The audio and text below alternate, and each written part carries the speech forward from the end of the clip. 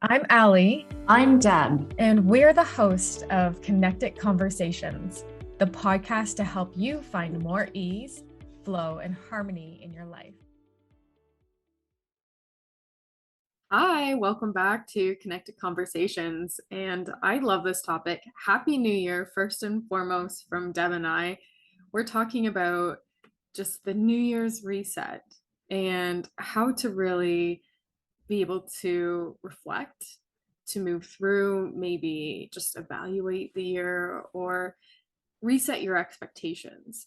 So I love reflecting on the year past. I think it's a good benchmark to look back, like, okay, where was I last December, January? And what have I accomplished this past year? And what were some of my challenges? What were some of my big triumphs? Or maybe some of what I would have considered in the moment my greatest failures, and now are just these magnificent moments that have propelled me further than I ever imagined. So that's what we're talking about today. Deb, I'd love to hear what you do for the New Year's and how you reset and how you reflect. So I'm a big journaler every day on having gratitude for five things that I'm grateful for now, and then five things I'm grateful for things, my goals, things that are coming in. And I have a goal statement that I write out every day. So I like to go back to my journals and just take a look at what was something that I really wanted to bring in the new year and where I am now. And is there a bridge between? Have I succeeded in some areas? Have I, like you said, maybe failed in some areas or come across challenges, or maybe something didn't pan out the way I wanted it to, but was I able to pivot? So like you, I'm a big journaler. I like to reflect on the wins because I think we are so hard on ourselves when we have this list of maybe big goals, and I have big goals and I know you have big goals. So sometimes it might look a little frustrating if you haven't hit all your targets, but what have you done well? What have you started? What have I actually taken action on and succeeded in? So I think that's a great start, is to, first of all, go back to where you were at the beginning of the year, and what are your successes, and then where can you grow, where can you learn, what have you pivoted, and there's always growth. If you look at where you were even 5 years ago, you can always see growth. So I like that reflection piece, because that's only going to bring you into where do you want to go next. Yeah, it's one thing to have like the same goals. Like I automatically go to weight loss. I think because all of us humans have a human body that we're obsessed about, and that could be weight gain, weight loss, whatever it is. There's just, I think, that connection that we can all make with it. Though, like, I want to lose 10 pounds, I want to lose 15 pounds, I want to do, okay, well, that's great. And what do you want to experience? And what did I experience last year?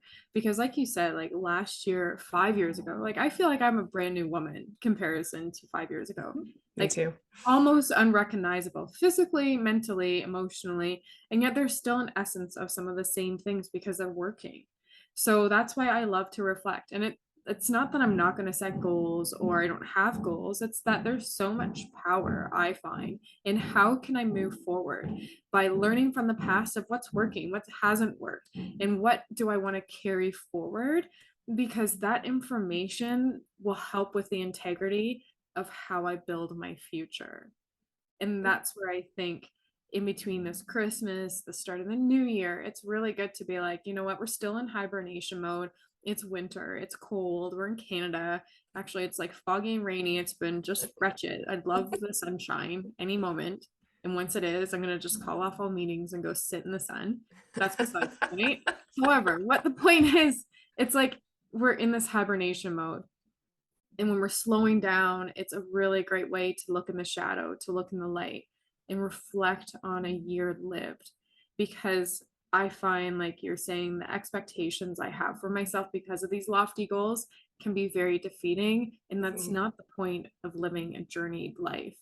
The point for me is, how do I live each day so that I'm working towards those things? And it's taking this time to reflect, like, switching up that morning ritual really, really worked out for me. Or, you know what, that work schedule just is not what's going to take me to those next marks, because I have to become a different person and visualize myself in a different way. So that's why I think the power of reflection, the power of this, just getting into the nuances and being a little bit critical and being brutally honest with myself when I want to reset. I like that. I think honesty or truth is kind of the word for me for my year. Is getting really honest. What is working? What's not? What makes me feel good? What doesn't? What changes can I make to really embody where I want to go and what I want to do? But also being a little kind and compassionate, so you can reflect without judgment and not be hard on yourself, but getting very honest as well. Like what worked, what didn't work, what can I do? Like you said, changing your schedule, getting up 15 minutes early, whatever that is for, and everybody is individualized here, but whatever works for you. But if you're expecting change and not willing to change, you're not going to get any change. So what can you do differently? How can you embody a different trait in order to move towards your goals? I think that's super important to really be honest about. Like if you've continued to do the same thing, expecting a different result, that's just the definition of insanity. So what changes do you need to make in order to create some of these actions towards new goals or who you want to be? I think that's really important. I think last week I was doing a lot of reflection and I think I was getting like pretty hard on myself. And it's okay to acknowledge or be honest with myself about where I am, but where do I want to go and what changes do I need to make? I think those are important questions to ask because, like I said, I'm not going to get any change if I'm not willing to change. 100%. And for the first time in a lifetime that I can remember, I asked for feedback. So part of what I read and study is Think and Grow Rich by Napoleon Hill. And if you haven't had an opportunity, I definitely put that on your book list this year.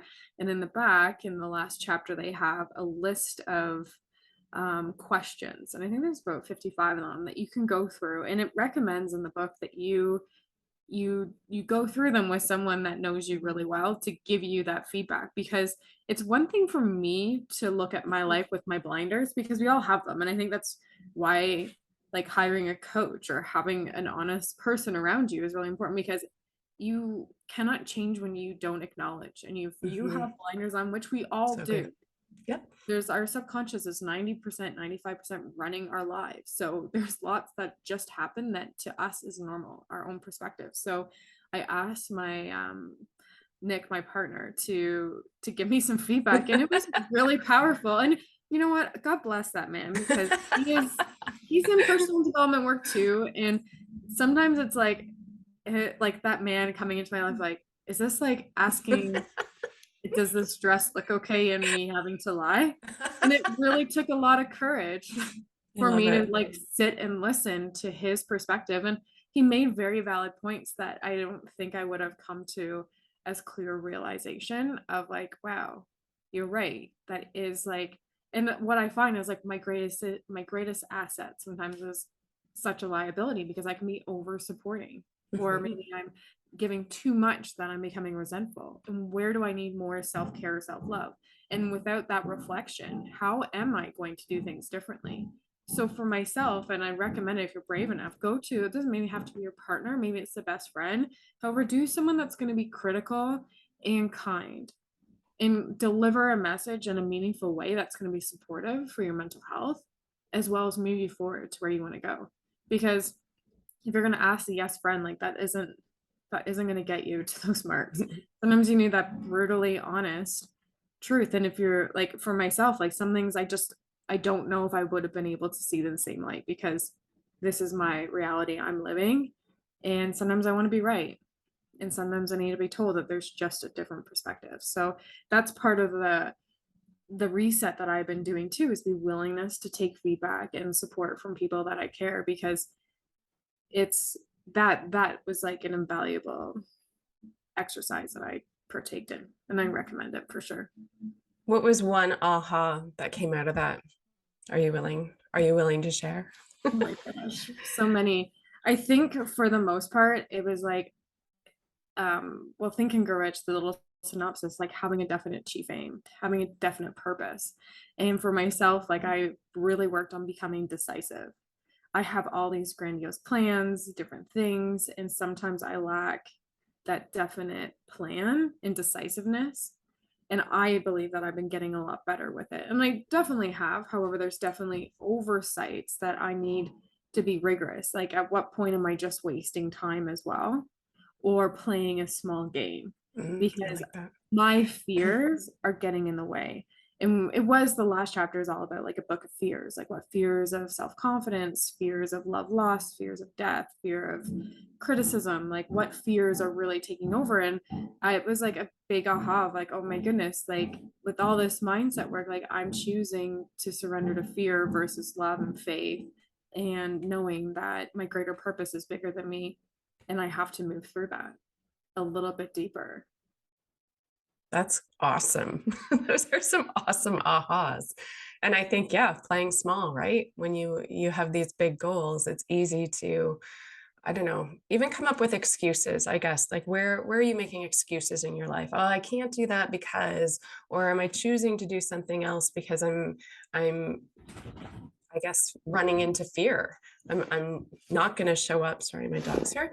I'm not going to show up on camera today because I have to go do the dishes. You know, where are you making excuses in your life is a great, I guess, a great, what's the word I'm looking for? Exercise to really consider. Where do you want to be and why aren't you there? And are you making excuses? So I love that. Think and Grow Rich is a great book. So yes, if you haven't read it, I would definitely recommend. And decision is a huge one, especially if you want to play big. So I love that. And I also love, are you making decisions as your goal achieved, or are you making decisions as the person you are right now?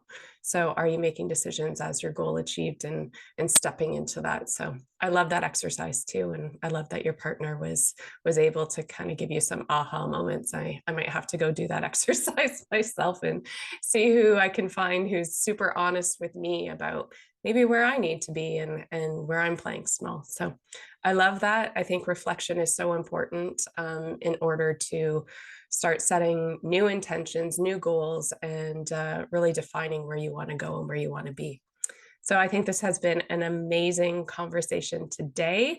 And we will be back next Thursday with another episode of Connected Conversations. Thanks for listening. If you enjoyed the show, please share with your friends and rate and recommend on iTunes or Spotify or wherever you get your podcasts. There will be links to more great resources in the description.